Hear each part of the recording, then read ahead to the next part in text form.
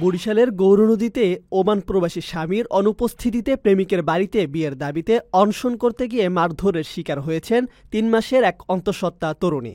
গত মঙ্গলবার দুপুরে উপজেলার খানজাপুর গ্রামে এ ঘটনা ঘটে। এই ঘটনায় ভুক্তভোগী তরুণী প্রেমিকের পরিবারকে অভিযুক্ত করে থানায় একটি লিখিত অভিযোগ দায়ের করেছেন।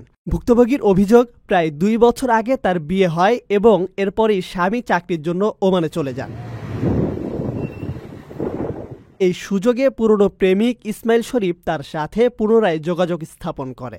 এক পর্যায়ে বিয়ের প্রলোভন দেখিয়ে এবং আপত্তিকর ভিডিও ধারণ করে তা ইন্টারনেটে ছড়িয়ে দেওয়ার হুমকি দিয়ে তাকে একাধিকবার ধর্ষণ করে বলে অভিযোগ করেন ওই তরুণী। এর ফলে তিনি ৩ মাসের অন্তঃসত্ত্বা হয়ে পড়লে ইসমাইলকে বিয়ের জন্য চাপ দেন, কিন্তু প্রেমিক টালবাহানা শুরু করায় তিনি মঙ্গলবার তার বাড়িতে গিয়ে অনশন শুরু করেন।